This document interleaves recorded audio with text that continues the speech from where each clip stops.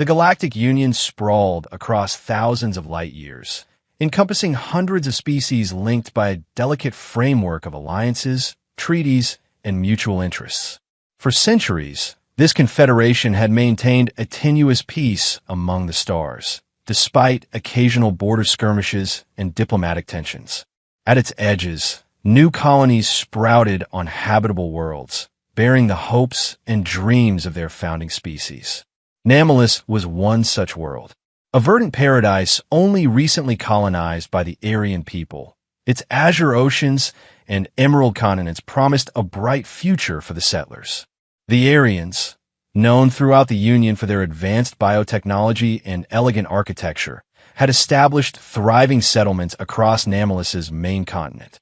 Their structures, graceful spirals of gleaming white composite materials, stood in harmonious contrast to the planet's natural beauty. But paradise came with a price. Distance from the Union core worlds meant limited defensive capabilities.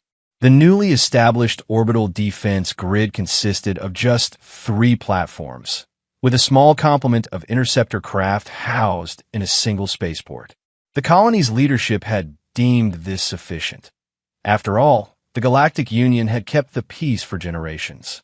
Dr. Neela Veris stood at the observation deck of Namelus's Central Research Facility, her slender fingers tapping nervously on the railing as she stared at the holographic display. As chief science officer and the technical leader of the colony, she had access to all sensor data, and what she was seeing chilled her to the core. "Can we get confirmation on those readings?" she asked, her normally measured voice betraying a tremor. Her assistant verified what she already feared. Multiple ships dropping out of FDL at the system's edge. Configuration unknown, but energy signatures are consistent with Siraki vessels. The name sent a ripple of fear through the room.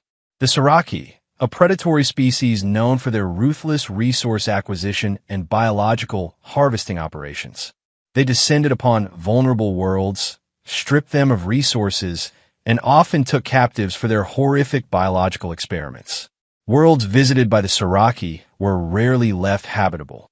"Alert Commander Oris immediately," Neela ordered, already moving toward the communications array, and begin emergency evacuation procedures for all civilian areas. Commander Rylan Oris received the alert while conducting routine security drills with his team. The former Union naval officer had taken the assignment on Namelus seeking peace after years on the frontier, never expecting to face a real threat here. Now, watching the tactical display as multiple hostile ships approached, he felt his military training resurge. "All units to defensive positions," he ordered through the command network. "Initiate civilian shelter protocols. I want all non-essential personnel in the underground complexes within 30 minutes. He looked at the approaching ships, counting at least 15, including what appeared to be 3 heavy cruisers. Against Namelus's meager defenses, the outcome was a foregone conclusion. In the command center 20 minutes later, Neela and Rylan stood side by side, watching as the first orbital defense platform erupted in a ball of plasma. The Siraki hadn't even bothered with communications or demands. They had simply opened fire upon entering range. "Orbital Platform 1 is gone," a technician reported unnecessarily. 2 and 3 are targeting the lead vessels, but their shields are holding. "How long until Union reinforcements could arrive?" Neela asked, although she already knew the answer.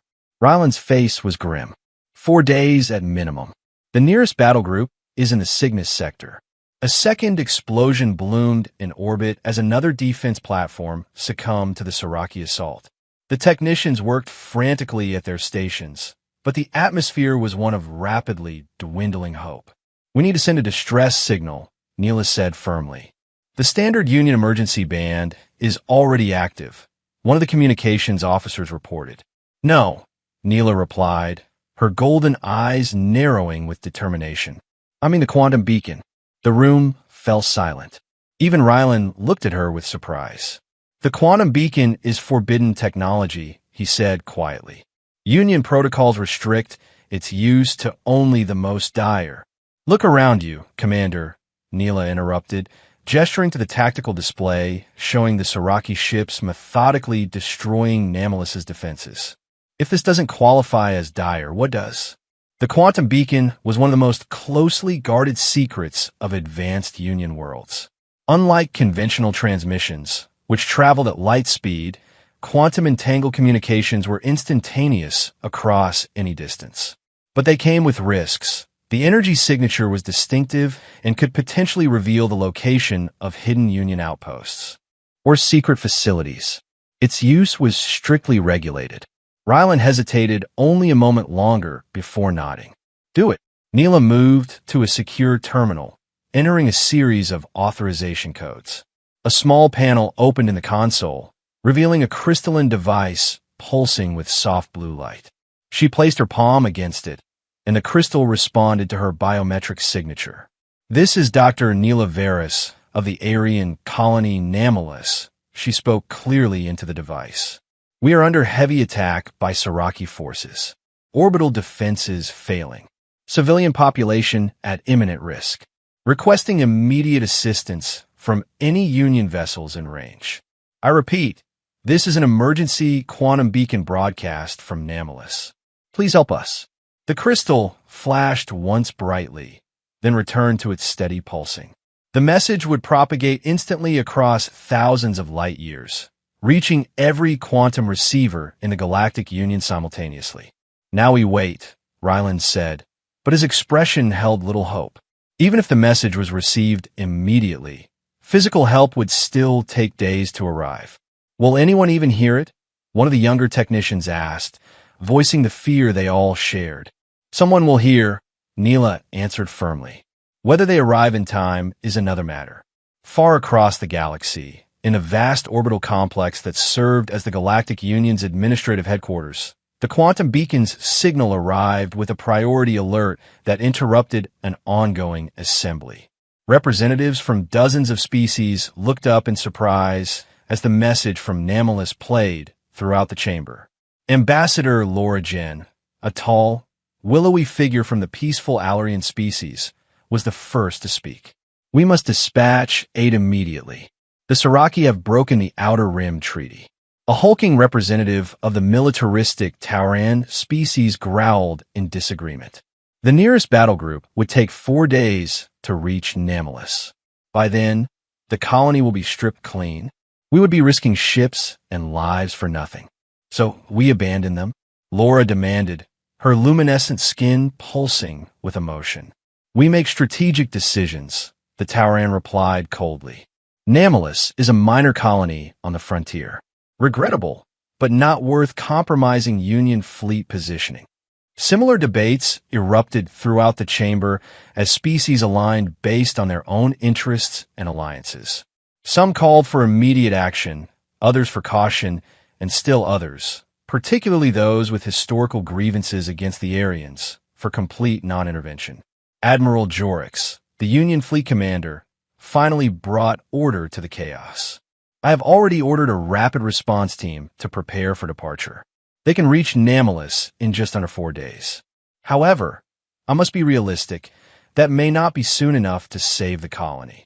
Back on Namelus, the situation deteriorated rapidly. The last orbital platform fell within the hour, and Siraki landing craft began their descent toward the surface, targeting the main settlement areas. Commander Rylan organized his security forces, barely 300 trained personnel, to create defensive perimeters around the civilian shelters. They were armed primarily with standard-issue pulse rifles and a few portable shield generators, pitifully inadequate against Siraki combat technology. Hold this line, he instructed his team leaders. We need to buy time for as many civilians as possible to reach the deep shelters. The first Siraki ground forces they encountered were even more terrifying in person than in the briefing recordings.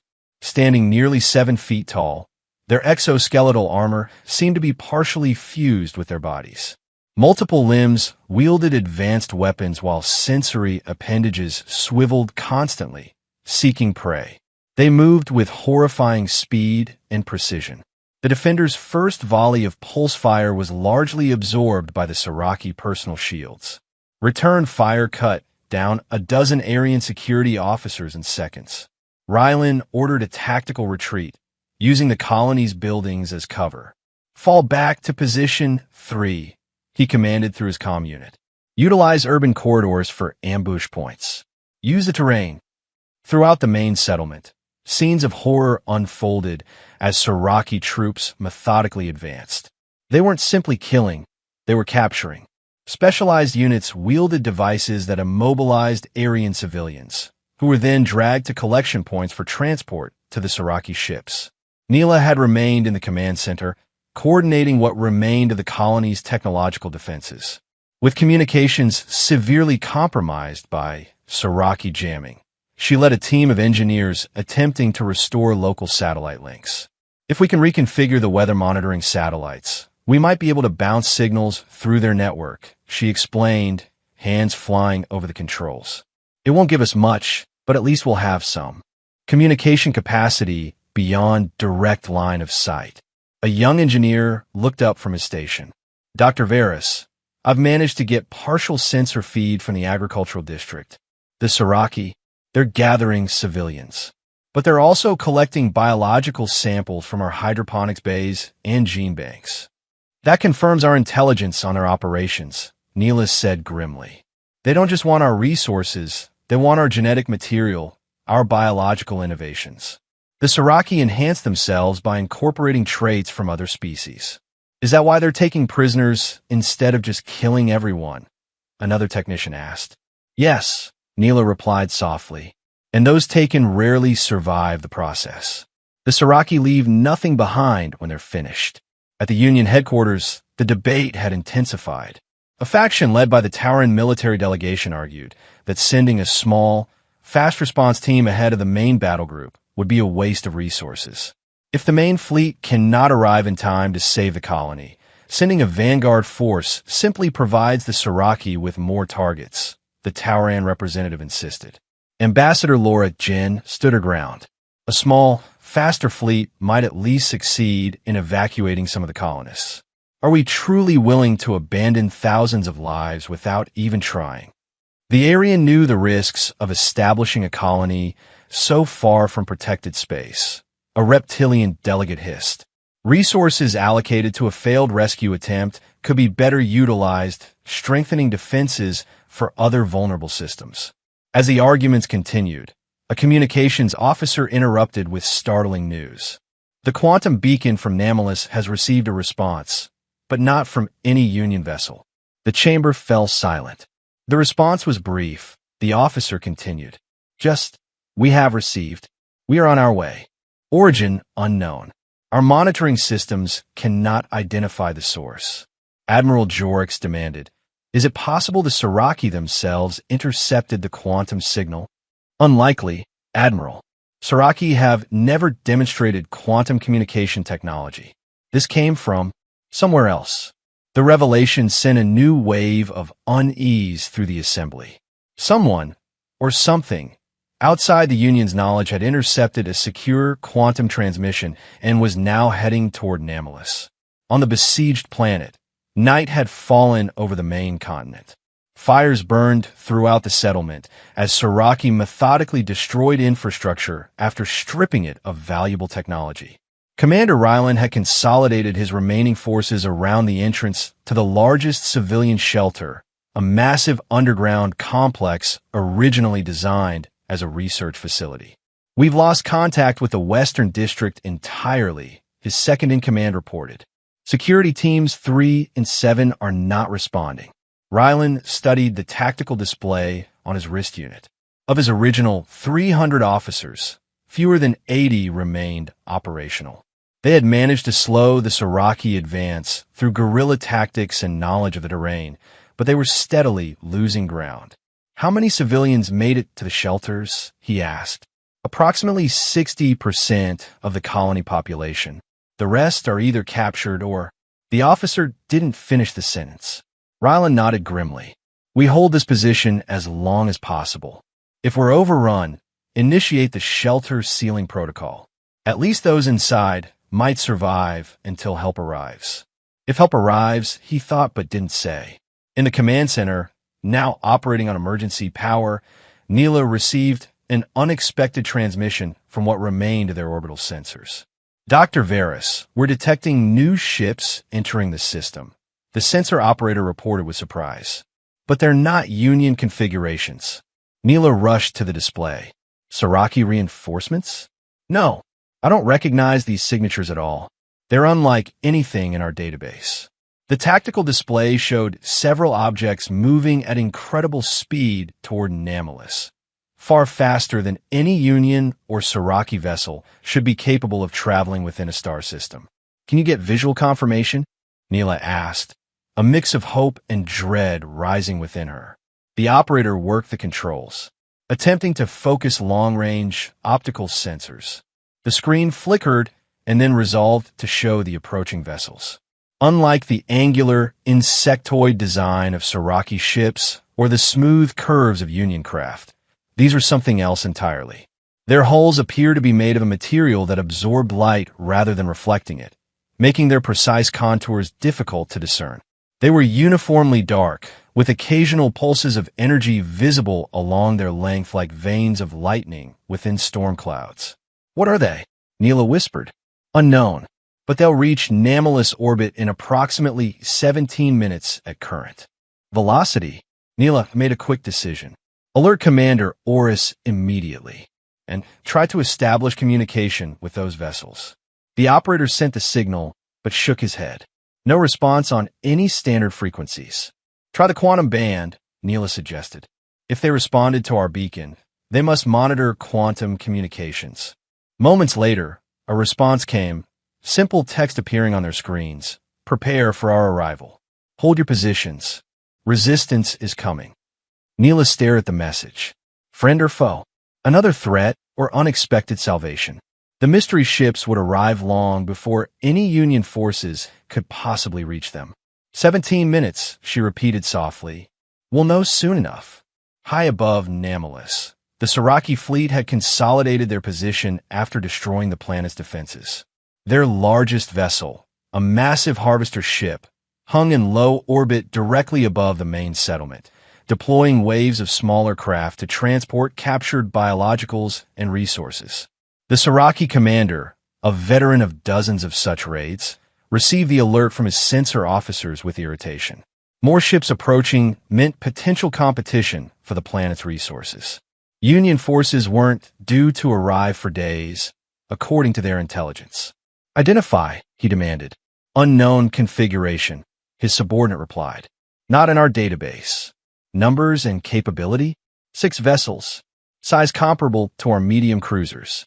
Energy readings are unusual, difficult to quantify.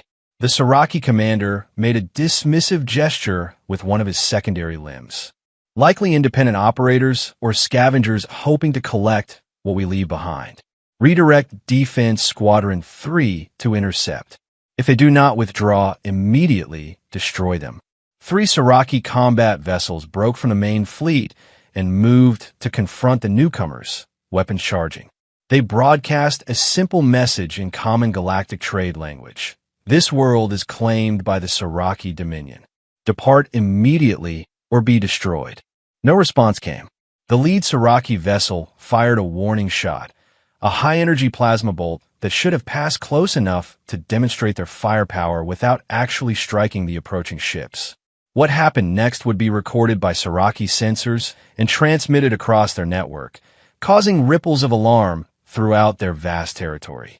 The plasma bolt, instead of passing near one of the dark vessels, seemed to vanish as though absorbed by some invisible field well before it reached its target. The dark ships continued their approach without changing course or speed. Enraged by this apparent disregard, the Siraki commander ordered a full attack. All 3 ships unleashed their primary weapons, devastating energy beams capable of crippling vessels twice their size. The dark ships finally reacted. They didn't attempt to evade. Instead, they seemed to briefly distort the space around them. The energy beams bent around their hulls, some dissipating harmlessly, others reflecting back toward their source. One of the Siraki vessels was struck by its own reflected weapon, its shields collapsing instantly. Before the Saraki could adjust their tactics, the lead dark ship emitted what appeared to be a focused pulse of energy unlike any weapon previously documented. It struck another Saraki vessel with surgical precision, somehow bypassing shields entirely and severing the ship's command section from its engineering compartment. Both sections began drifting, all systems apparently disabled. The third Saraki ship attempted to retreat, broadcasting distress signals to the main fleet. It made it less than 10,000 kilometers before another precise energy pulse left it dead in space, its systems offline. The entire engagement had lasted less than 30 seconds. On the Saraki command ship, the display showing the encounter caused immediate alarm. The commander mobilized his entire combat fleet, 23 ships strong, ordering them into defensive formation. All harvesting operations are suspended, he ordered. Recall ground forces immediately. Prepare for potential space combat. His executive officer hesitated. Commander, if these unknown vessels could so easily disable our advanced ships. We have numbers and firepower, the commander snapped. And we are Saraki. We do not retreat. On the planet's surface, Commander Rylan received the update from Neela with cautious optimism. Unknown ships have engaged the Saraki in orbit, he relayed to his team. They appear to be hostile to the invaders, not to us. Hold positions, but be prepared for anything. Before he could elaborate further, the Saraki forces attacking his position suddenly ceased their advance. Their commanders seemed to be receiving new orders, causing confusion in their ranks. They're pulling back, Rylan's second-in-command observed with disbelief. Not retreating, Rylan corrected, watching. Their movements, regrouping. Something's changed their priorities. Indeed, the Saraki ground forces have begun consolidating into tighter units, establishing defensive positions rather than continuing their offensive operations. Their focus appeared to have shifted from capturing Aryans to securing their own positions and evacuation routes. High above, the dark ships closed with the main Saraki fleet. This time, the Saraki were prepared, firing coordinated volleys from multiple vessels simultaneously, creating an interlocking pattern of destructive energy that should have been impossible to evade or absorb. The dark ships responded by executing maneuvers that defied conventional physics. They moved in ways that suggested space itself bent around them, appearing almost to teleport short distances rather than travel through the intervening space. Energy weapons fired by the Saraki repeatedly missed their targets or were somehow redirected. The counterattack came with brutal efficiency. The dark ships emitted precisely targeted energy pulses that struck Saraki vessels at their most vulnerable points: weapon hardpoints, propulsion systems, command and control nodes. They weren't attempting to destroy the Saraki ships outright, but rather to systematically disable them. Within minutes, half the Saraki fleet hung powerless in orbit, while the others struggled to coordinate an effective defense against an enemy that seemed to anticipate their every move. The Saraki commander watched in growing horror as his fleet was methodically neutralized. In all his centuries of raiding, he had never encountered anything like this. Not even the most advanced Union battleships could overwhelm Saraki defenses so completely. Recall all ground forces immediately, he ordered. Prepare the command ship for emergency FTL jump. But Commander, his executive protested, many of our forces are still planet-side, and our captured specimens. They are forfeit, the commander interrupted coldly. Survival of the command structure takes priority. On Namalis's surface, the effects of this decision were immediately apparent.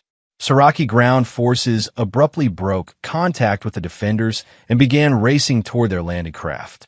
What had been a methodical invasion suddenly transformed into a chaotic retreat. Commander Rylan didn't hesitate to take advantage of the situation. All units advance. Target their evacuation vessels. His remaining security forces emerged from their defensive positions, now pursuing the retreating Saraki. After hours of being hunted, the psychological effect of becoming the hunters galvanized the defenders. In the command center, Neela monitored the orbital battle with astonishment. The Saraki fleet is being systematically disabled, she reported to Ryland via comm. And, wait, we're detecting new signatures entering the atmosphere. More ships are coming down. Unlike the angular Siraki landing craft, these new atmospheric vessels descended with grace, their dark hulls briefly glowing red with atmospheric entry before cooling to their natural light-absorbing state. They touched down at strategic points throughout the settlement, particularly near areas where fighting was still ongoing. From these vessels emerged figures that at first glance appeared humanoid, though taller than average Aryans. They wore form-fitting armor of the same light-absorbing material as their ships, making their outlines difficult to focus on, as though they existed partially out of phase with normal space. They carried weapons unlike anything the colonists had seen.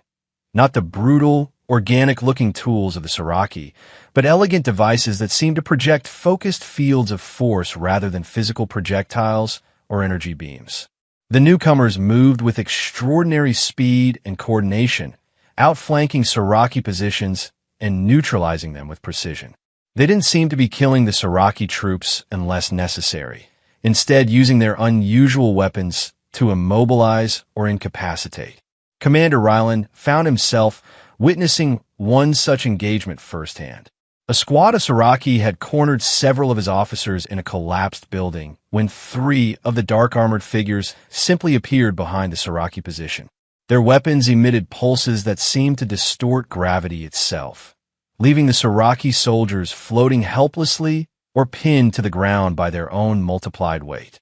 One of the figures approached Ryland, its featureless helmet revealing nothing of the being inside.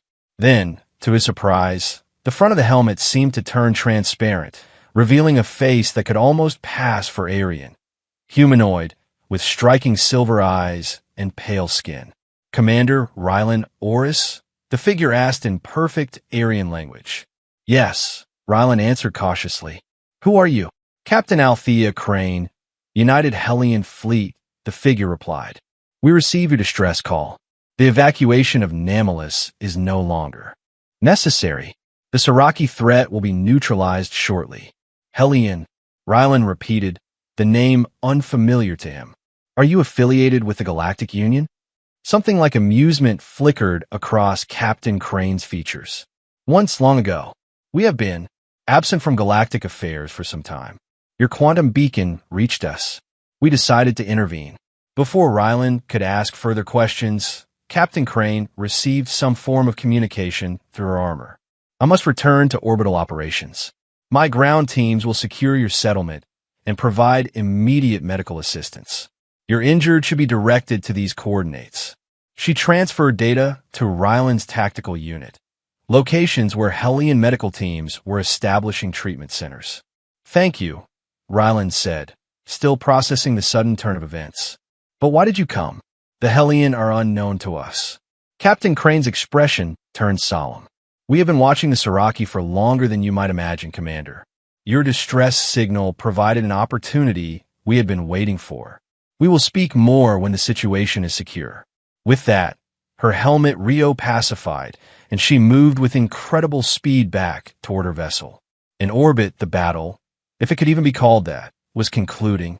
The Siraki command ship had attempted to execute an emergency FTL jump, but somehow the Hellion vessels had projected a field that prevented the formation of the necessary spatial conditions for faster-than-light travel.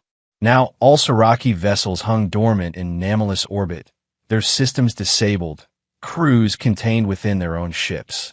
At Galactic Union headquarters, the assembly watched in stunned silence as long-range sensors captured the scene.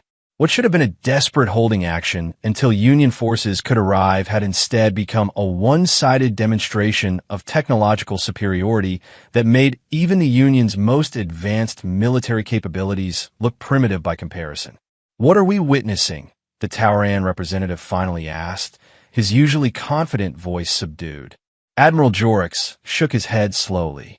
"The complete neutralization of a major Siraki battle group by an unknown force using technology far beyond our current understanding."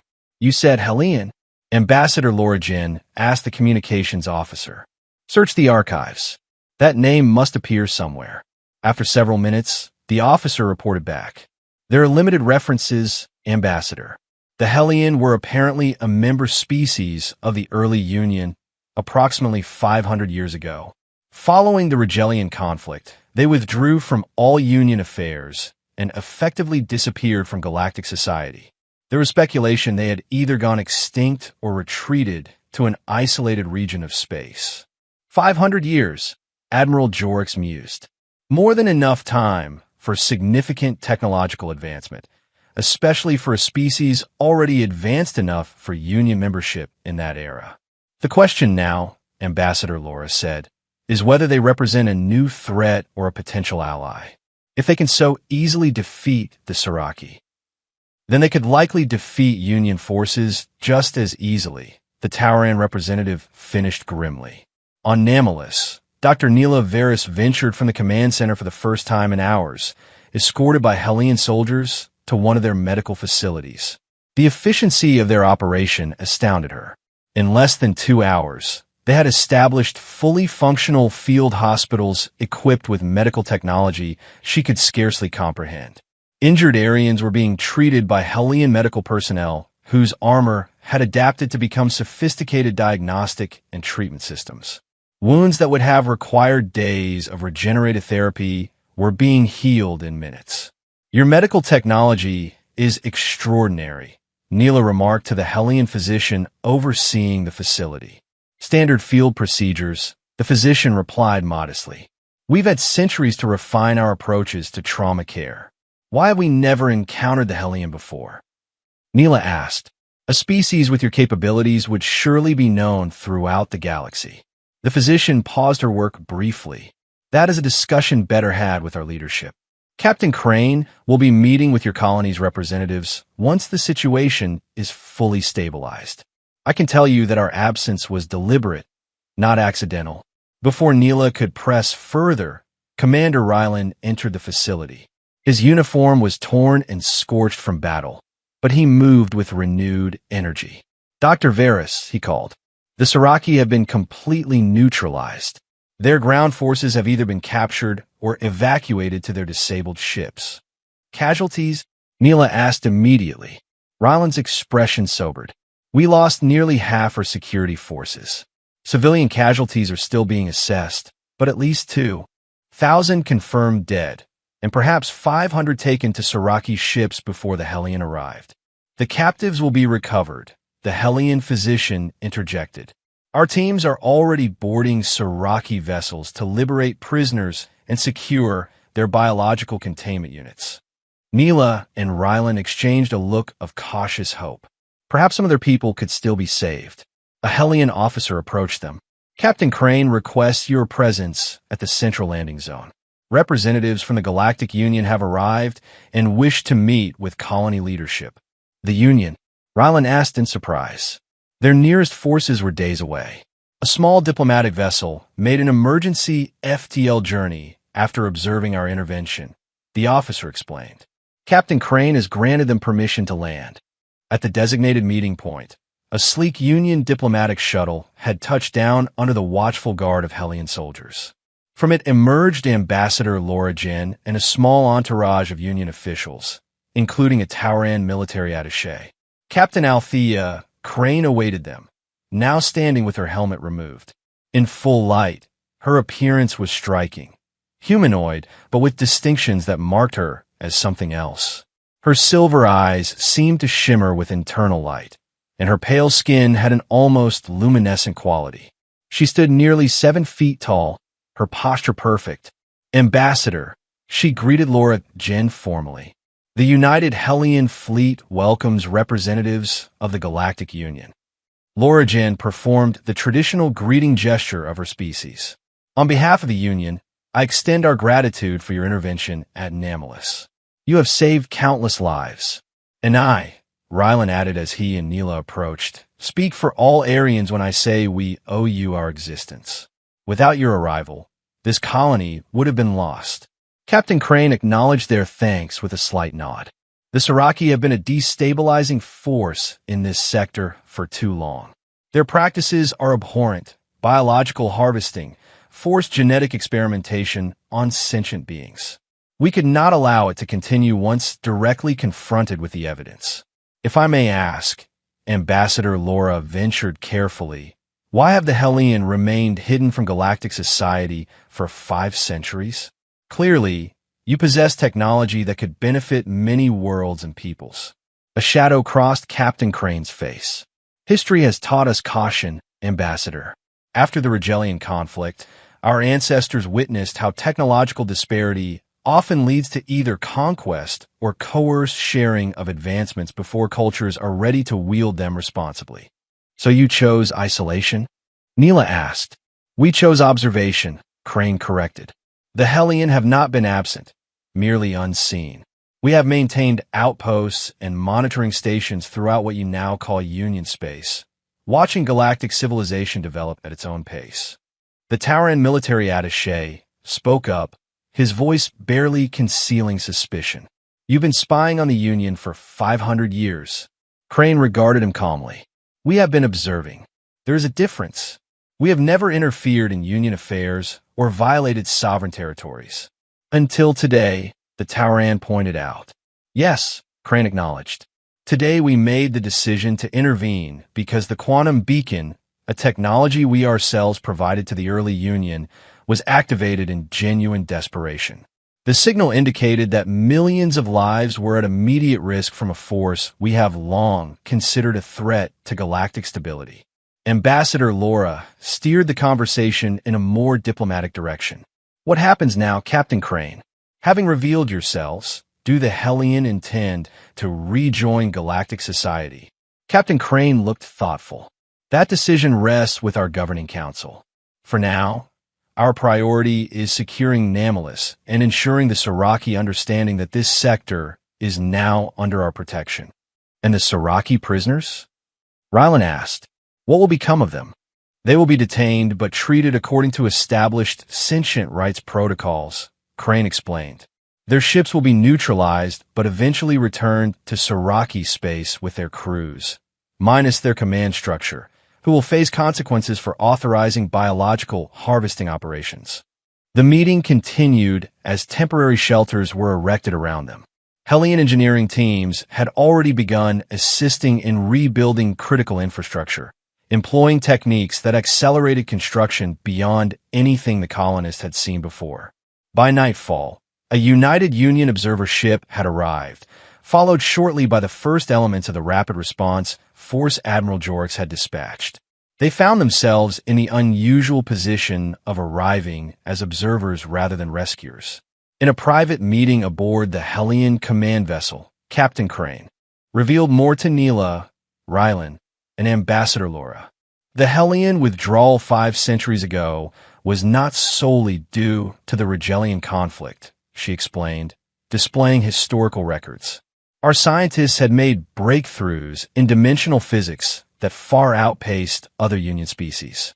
We realized the potential for catastrophic misuse if these technologies proliferated before proper safeguards could be developed. So you removed yourselves from the equation, Neela surmised. Precisely. We established our own region of space, shielded by technology that makes it undetectable to conventional sensors. There, we continued our development without the pressure of military applications or commercial exploitation. Ambassador Laura leaned forward. And now, having revealed yourselves and demonstrated your capabilities so dramatically, you must realize the impact this will have throughout the Union. Some will seek alliance, others will fear you, and still others may see you as a threat to the established order. We are aware of the complications our emergence creates, Crane acknowledged. But perhaps it was inevitable. The galaxy is changing. The Siraki grow more aggressive, and other threats lurk beyond the Union's borders that you have not yet encountered. Other threats? Rylan questioned sharply. There are regions of space the Union has not yet explored, Crane said carefully. Not all that dwells in the darkness between stars is benevolent or even comprehensible by conventional standards. The Hellion have encountered entities that defy description in standard language. A chill settled over the room at her words. Are you suggesting the Hellion would serve as protectors? Ambassador Laura asked. No, Crane replied firmly. We have no desire to establish ourselves as galactic guardians or to create dependency.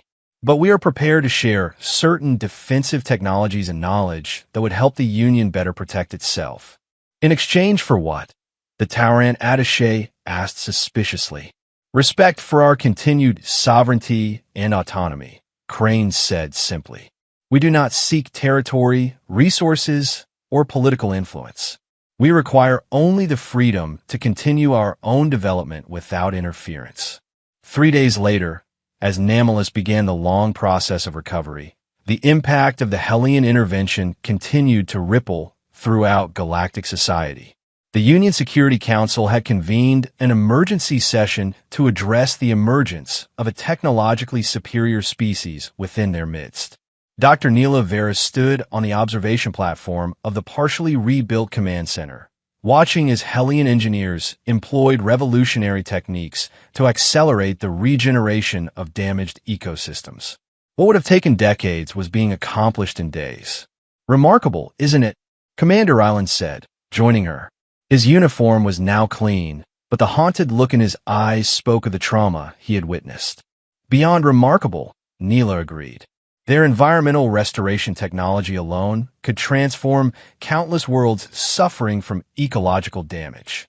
The question is whether the Union will be able to maintain a peaceful relationship with them, Ryland mused. I've heard rumors from the Union representatives. Some factions are already advocating for a more aggressive approach to acquiring Hellion technology. Neela shook her head. That would be disastrous. You saw what 6 of their ships did to an entire Siraki fleet.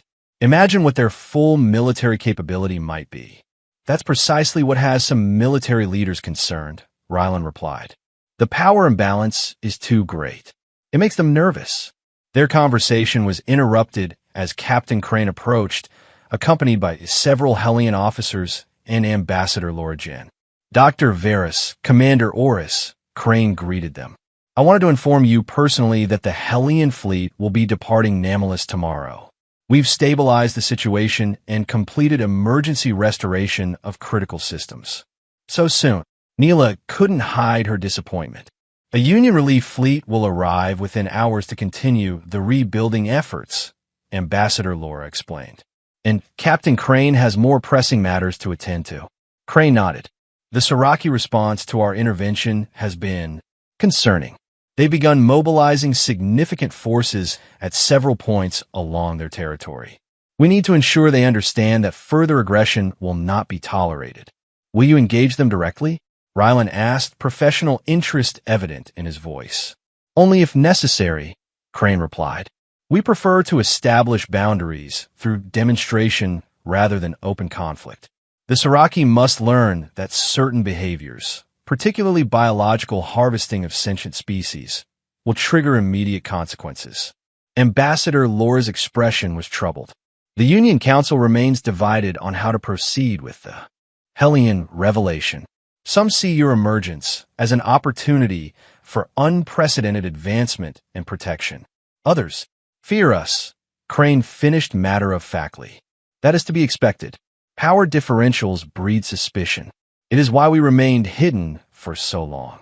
What would you have the Union do? Neela asked. Crane considered for a moment. Continue your own path of development. The Hellion did not intervene to dominate or to elevate the Union artificially. We responded to a genuine humanitarian crisis.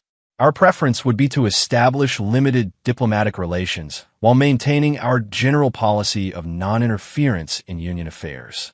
And the Siraki captives? Ryland inquired. What will happen to them? Those taken in biological harvesting raids have been recovered. All 523 of your people, Crane answered. Our medical teams have reversed much of the damage done to them, though some will require ongoing psychological support. As for the Siraki themselves, she continued, their rank and file will be returned to their territory with their disarmed vessels. Their leadership will face consequences for violations of sentient rights. We've already transmitted evidence of their activities to both the Siraki High Command and the Union Council. Later that evening, a formal ceremony was held in what remained of Namilus's Central Plaza. The surviving colonists gathered to express their gratitude to the Hellion forces. Rylan had organized a guard of honor from his remaining security personnel, while Neela presented Captain Crane with a specially crafted memorial, a crystalline structure containing the genetic patterns of Namelis's unique flora preserved in an artistic formation. So that even when you return to your hidden realm, Neela said as she presented the gift, you carry a piece of what you saved. Captain Crane seemed genuinely moved by the gesture. The Hellion do not seek monuments or recognition, Dr. Varys, but this gift honors us deeply. It will be placed in our historical archives as a symbol of this encounter. As the ceremony concluded, Ambassador Laura approached Crane with a formal proposal from the Union Council.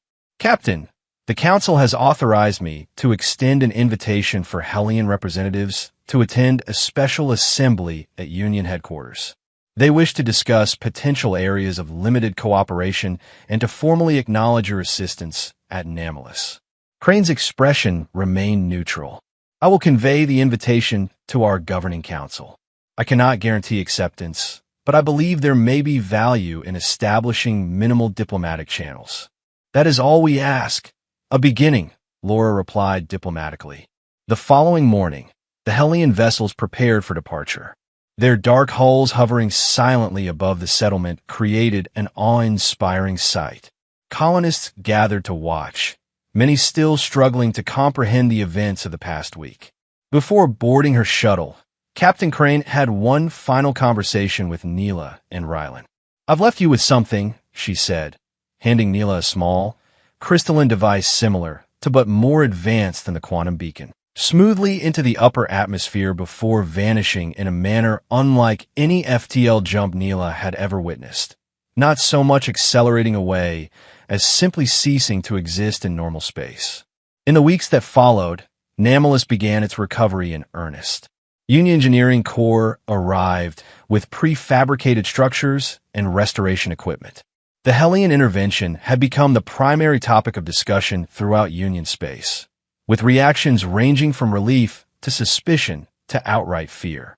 At an emergency session of the full Union Council, Ambassador Laura Jen addressed representatives from hundreds of member species. What we witnessed at Namelis was both miraculous and deeply unsettling, she began. A species that has observed us for centuries, possessing technology centuries beyond our most advanced developments, chose to intervene when called upon. They neutralized a threat we could not have countered in time, then departed without demanding territory, resources, or political concessions. The Tauran representative interrupted. And we are to believe their intentions were purely humanitarian? No species develops such military capability without ambition. Perhaps that is true of the Tauran, Laura replied evenly, but we cannot judge all species by our own cultural standards. The evidence suggests the Hellion value development and knowledge above expansion or domination. Admiral Jorix spoke next. Regardless of their motives, we must acknowledge reality. The Hellion possess military technology that could overwhelm our combined fleets if they chose aggression. The strategic question is not whether we can match them. We clearly cannot, but how we should position ourselves in relation to them. A representative of the ancient Vortian species, rarely active in Union politics, rose to speak. In the long history of our people, we have observed many technological disparities between species. When such gaps exist, three paths typically emerge. Conflict, in which the less advanced inevitably suffer. Subjugation, in which the advanced dominate the less advanced. Or mentorship, in which knowledge is gradually shared to elevate all. The Hellion have offered a fourth path, parallel development with limited interaction. This is unprecedented in our experience, but perhaps wisest for all concerned. The debate continued for days, but ultimately the Union Council adopted a measured approach. Establish formal diplomatic relations with the Hellion, accept limited technological sharing in defensive and humanitarian areas, and maintain vigilance without provocative actions. On Namelis, now 2 months after the Siraki attack, the colony had largely been rebuilt. Enhanced defensive systems donated by the Hellion protected the planet, and Union patrols maintained a constant presence in the system. Dr. Neela Veris had been appointed as the colony's new governor following her leadership during the crisis. On this particular evening, she stood with Commander Ryland in her office, reviewing the day's reconstruction reports. The last of the traumatized captives has been successfully treated, Ryland noted. The Hellion medical protocols were remarkably effective at reversing neurological damage from Siraki experiments. Good, Neela replied, her attention drawn to the crystalline communication device Captain Crane had left them. It sat in a secure container, its interior occasionally pulsing with soft light. Do you ever wonder, she asked, what might have happened if we hadn't activated the quantum beacon? If the Hellion had remained hidden? Ryland considered the question seriously. The colony would have fallen. Thousands more would have died or been taken for Siraki experiments. And the Union would have continued unaware of both the Hellion presence and these other threats Crane mentioned. Sometimes I wonder if we've merely exchanged one uncertain future for another, Neela mused. The Siraki have been pushed back, yes, but now the entire galaxy must reckon with the knowledge that a vastly superior civilization has been watching us all along. Does that frighten you? Ryland asked. Neela looked out the window at the rebuilt settlement, where Aryan colonists went about their lives beneath the stars. Strangely, no, she admitted. What I saw in the Hellion was not the cold calculation of conquerors, but the measured restraint of a species that understands the responsibility that comes with power. They could have dominated us. Instead, they rescued us and departed. For now, Ryland pointed out. For now, Neela agreed. But perhaps that's all any species can offer, their best intentions in the present moment. The future will unfold as it will. She picked up a report from her desk, the latest Union intelligence on Siraki movements. They had withdrawn from several contested sectors, consolidating their forces deeper within their territory. The demonstration of Hellion power had clearly affected their expansionist ambitions. When we sent that distress signal, Neela said softly, we couldn't have imagined what would arrive. What came horrified the galaxy, yes, but through that horror, we may have found something rare indeed. What's that? Ryland asked. A true protector, she answered. Not one that demands submission in exchange for security, but one that values life itself enough to defend it without conquest. Across the vastness of space, in a region undetectable by Union sensors, the Hellion Governing Council reviewed Captain Crane's full report on the anomalous intervention. The revelation of our existence cannot be undone, one elder noted. For better or worse, the galaxy now knows the Hellions still exist, and that our capabilities far exceed current Union technology. It was necessary, Captain Crane responded firmly. The Siraki biological harvesting had to be stopped, and the quantum beacon activation provided justified cause for intervention. The greater concern, another council member observed, is whether this marks the beginning of the pattern we have detected. Are the dimensional anomalies increasing as our models predicted?